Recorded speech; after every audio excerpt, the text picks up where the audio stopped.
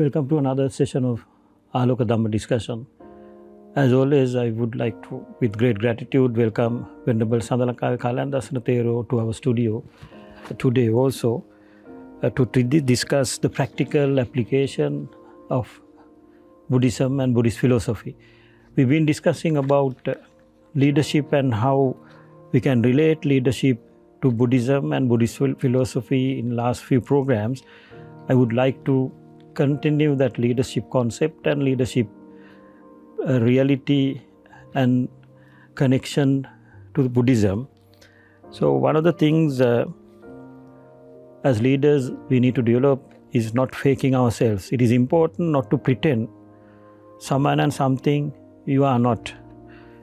What we need to understand is faking ourselves and faking yourself will only have a temporary success.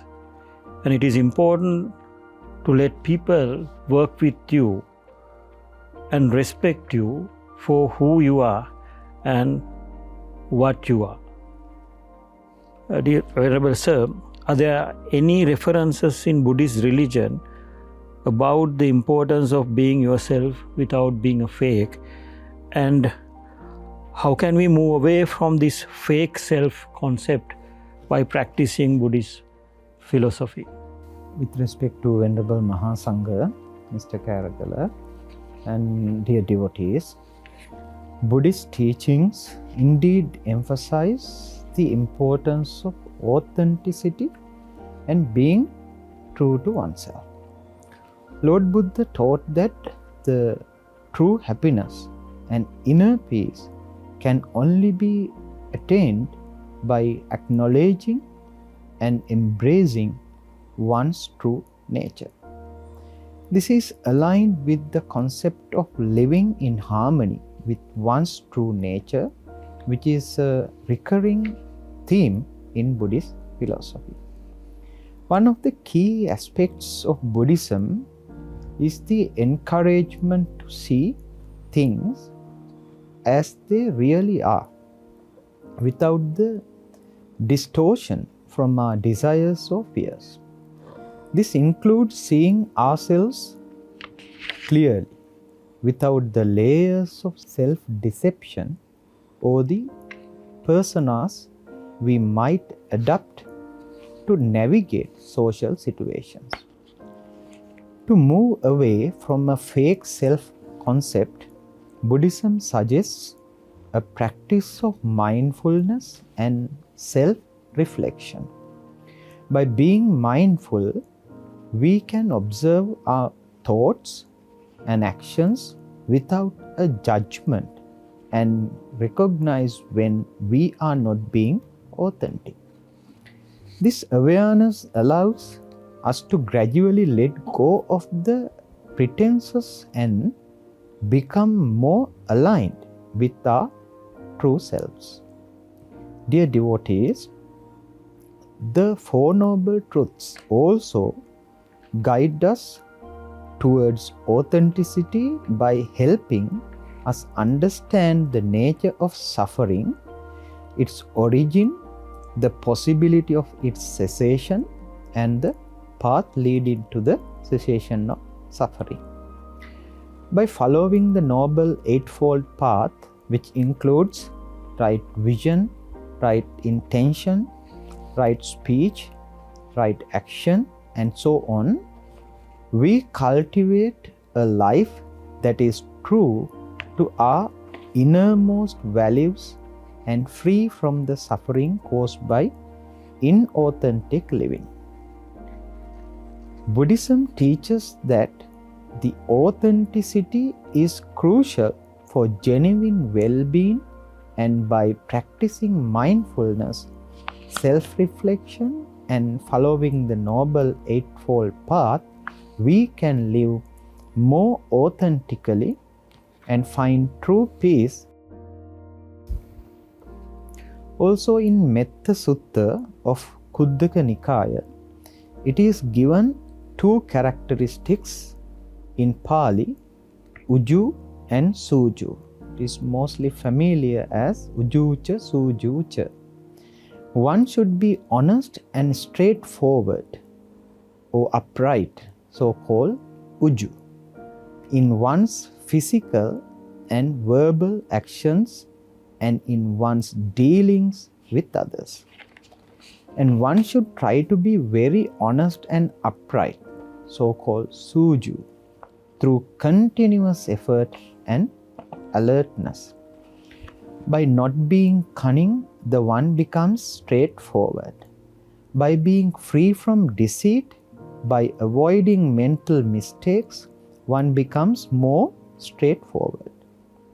And also by not expressing qualities that one does not possess, by not coveting gains arising from qualities one does not have, one becomes more straightforward.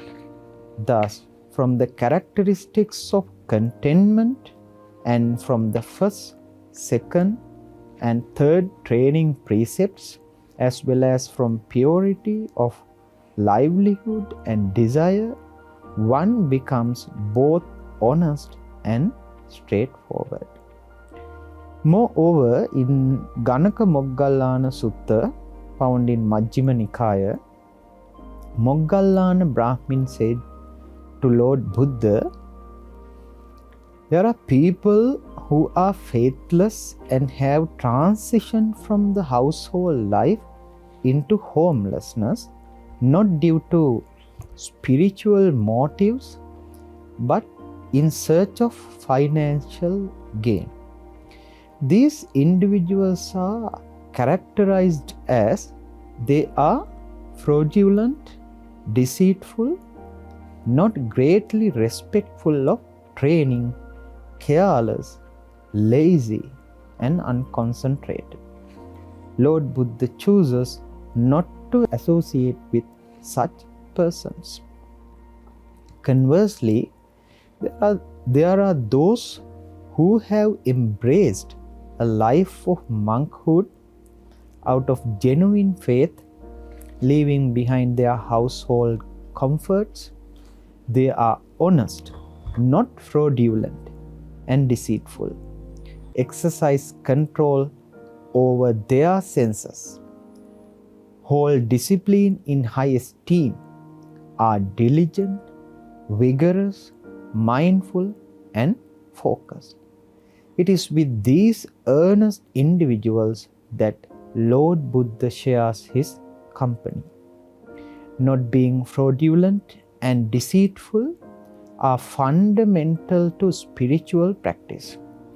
Dear devotees, whether you seek progress in your worldly or transcendent pursuits, it is essential to abandon any false notions of self and embrace a path of honesty and sincerity. As a leader, if you are going to be fake and artificial and try to pretend somebody else you are not and show something you do not have, sooner than later your team will get to know about that. When your true self reveal, and if it is totally different to what you have portrayed, your credibility will go down to zero and you will definitely fail as a leader because of that. So you'll have to make sure that, as Venerable Kalaradassana Thero explained, to be authentic and be an authentic leader. As a leader, we have to develop teams and work with the teams in our daily lives. So I would like to discuss about an aspect which is important in doing that, in working with the teams. We have to interact with different types of people and manage different types of variables in our daily lives when we work with our teams and our team members. Every person we deal with is not going to behave and work in the manner we would like them to behave and work. Because of that, as leaders and as human beings, we may lose our control in the speech, body and thoughts. Venerable Sir, how Buddhism helping us to control ourselves irrespective of the behavior of the people around and in our teams. Mr. Karagala, Buddhism offers several practices that can help individuals to maintain self-control and composure in the face of life's challenges. Here are some key Buddhist principles and practices that can be beneficial. First one is mindfulness. This involves being fully present in the moment and observing one's thoughts and experiences without an attachment. It aids in developing a peaceful mind and help a person to respond to situations with clarity rather than reacting impulsively. Next is the impermanence. Recognizing the transient nature of life allow an individual to appreciate each moment without clinging to it. This understanding can reduce the stress of trying to control the uncontrollable and help to one remain composed in changing circumstances. Another one is compassion. Cultivating a loving and kind attitude towards all beings, including oneself, fosters a sense of connection and reduces the tendency to react negatively. Compassion can lead to more harmonious interactions with others. Self-restraint is another one. Skillful renunciation practices encourage individuals to connect to something greater than fulfilling ego's desires. This can lead to greater happiness and inner peace. Self-compassion. Engaging in self-kindness exercises and mindful self-reflection can promote emotional well-being and resilience. Another one is the discipline. Buddhism emphasizes the importance of discipline and achieving mental toughness through practices like meditation, which strengthens self-control. These practices aim to break the illusion of the self by dissolving in psychological framework, which can help in reducing the attachment and the resultant loss of control in speech, body, and thoughts. By integrating these principles into daily life, a person can develop a more balanced and controlled response to the various situations and people he or she encounters.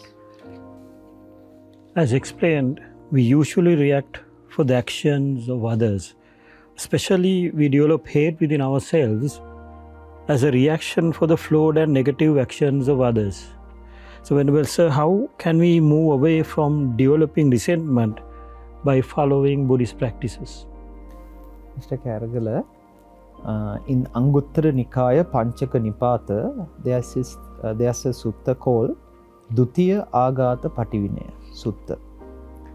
Here, Sariputta Thero explains 5 methods that a person may employ to fully dissolve any resentment that arises towards another.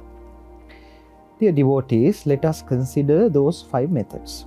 First one, when someone's actions are flawed, yet their words are sincere, we should let go of any ill will towards them. The second one, when someone's words are harsh, but their actions are gentle, we should also release any resentment we hold. Another, when someone exhibits both harmful actions and speech, but occasionally shows a glimpse of mental clarity and calm, we should extend our understanding and relinquish our grudges against them.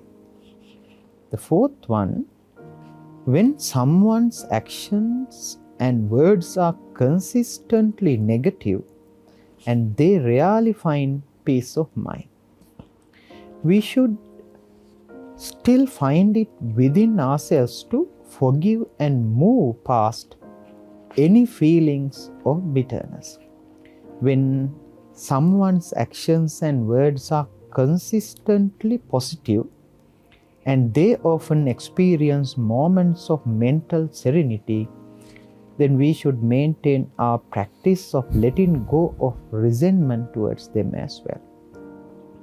In each case, regardless of the other's behavior, we aim to cultivate a heart free from resentment. In the same sutta, great Arahant Sariputta Thero explains this further. When someone's not so graceful in their actions but speaks truthfully, think of it like spotting a piece of cloth on the side of the road. You would pick out the good part and leave the rest, right? So focus on their honest words, not their clumsy moves. That's how you ditch the hard feelings. When someone's words sting but their actions are kind, it's like finding a pond covered in mosses. You would clear away the mosses to drink the clean water underneath. So pay attention to their good deeds, not their bad words, and let go of any bitterness.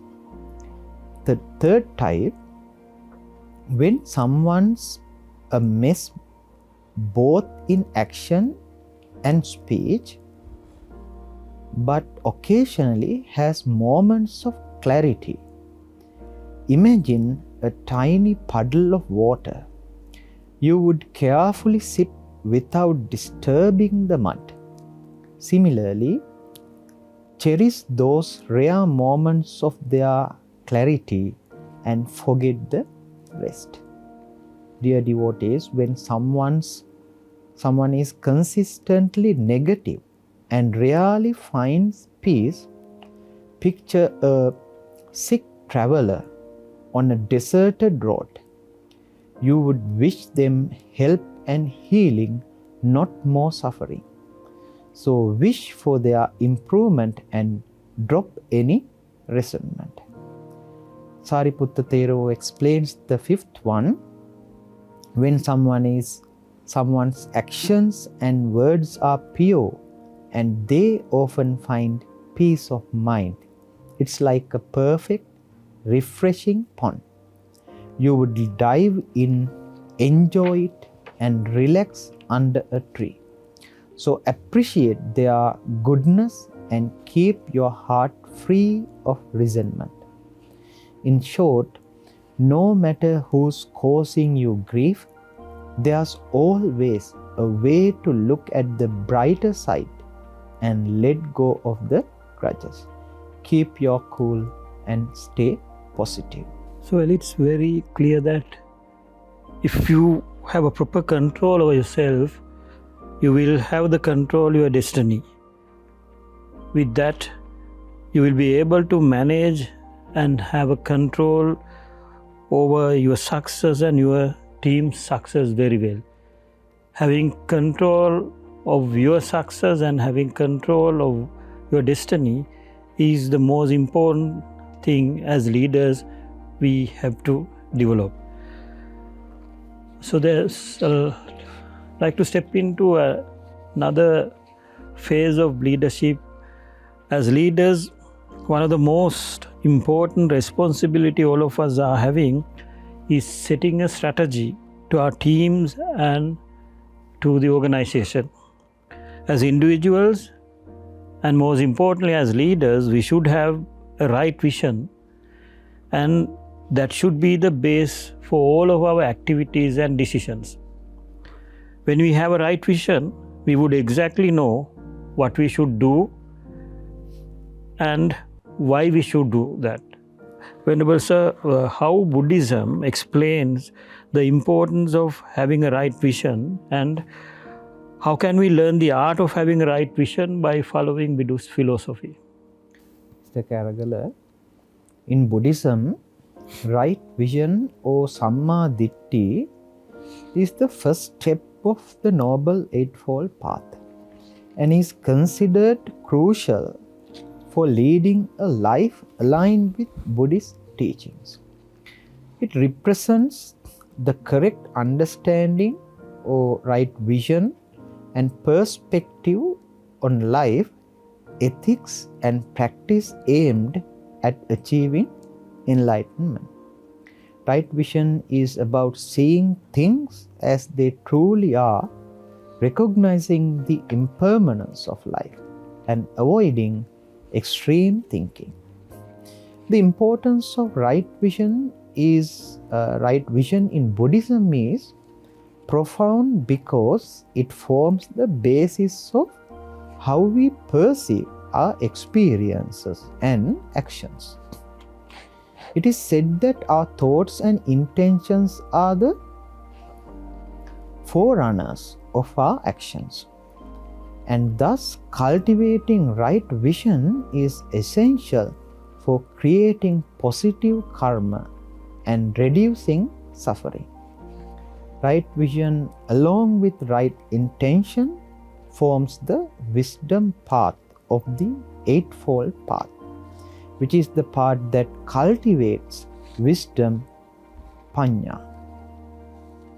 In Samma Ditti Sutta, in Majjhima Nikaya, it is given, Yatoko avuso ariya savako akusalancha pajanati, akusala moolancha pajanati, kusalancha pajanati, kusala moolancha pajanati, ettavatāpiko avuso ariya savako samma ditti hoti.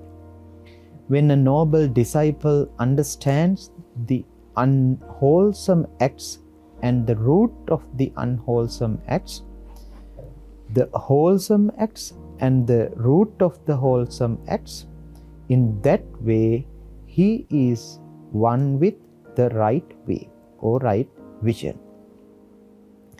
What is the unwholesomeness or unwholesome? Akusala. Killing living beings, taking what is not given, misconduct in sensual pleasures are unwholesome. False speech, malicious speech, harsh speech, gossiping, also unwholesome. Covetousness, ill will, and wrong view are included under unwholesome. These 10 are called unwholesome causes of actions, akusala kamma pata. And what are the root of the unwholesome actions? Greed, lobha, hate, dosha, delusion, moha. These are the root of the unwholesome actions. Therefore, these unwholesome actions are of 3 kinds, either due to greed, or due to hatred, or due to delusion. Dear devotees, every act of body, speech, or mind rooted in greed, hatred, or delusion is regarded as karmically unwholesome or unskillful, as it produces evil and painful results in this life or in some future existence. The will is really what counts as action, kamma or karma. It manifests outwardly itself as action of body or speech. If it does not manifest itself outwardly, it is counted as mental action. the state of greed, lobha, and hatred, dosa, is always accompanied by ignorance or delusion, so-called moha, latter being the primary root of all evil. Greed and hatred, however, cannot coexist in one and the same moment of consciousness. Dear devotees, what is the wholesome actions? Kusala. Abstention from killing living beings, taking what is not given, and misconduct in sensual pleasures. That is also kusala. Abstention from false speech, malicious speech, harsh speech, and from gossiping comes under kusala. Absence of covetousness, absence of ill will, and the right way. These all are included under wholesome actions. These 10 are also called wholesome causes of action, kusala kamma pata. And what are the root of the wholesome actions? Absence of greed, alobha. Absence of hate, adosha. The third one, absence of delusion, amoha. When a noble disciple has thus understood the unwholesome actions and the root of the unwholesome actions, the wholesome actions and the root of the wholesome actions, he entirely abandons the underlying tendency to lust. He abolishes the underlying tendency to aversion. He eradicates the underlying tendency to the view and conceit I am, and by abandoning ignorance and arousing true knowledge, he here and now makes an end to the suffering. Dear devotees, in that way, to a noble disciple is one of right vision, whose vision is straight, who has unwavering confidence in the Dhamma and has arrived at this true Dhamma. Now, right vision is of two kinds, mundane and supramundane. The vision that alms and offerings are not useless, that there is fruit and result, both of good and bad actions, that there are such things as this life and the next life, that father and mother, as also spontaneously born beings, are not mere words, that there are in the world monks and priests who are spotless and perfect, who can explain this life and the next life, which they themselves have understood. This is called the mundane right vision, lokiya samma ditti, which yields worldly fruits and brings good results. But whatsoever there is of wisdom, of penetration, of right vision conjoined with the path of the Sotapanna, Sakadagami, Anagami, or Arahant, the mind being turned away from the world and conjoined with the path, the holy path being pursued, this is called the supramundane right vision, lokuttara samma ditti, which is not of the world but is supramundane and conjoined with the path. Thus, there are two kinds of eightfold path, the mundane, lokiya, and the supramundane, lokuttara level. As a leader, you are the one who is supposed to set the vision for your team. When you do that, it is very, very important to set the vision with right view.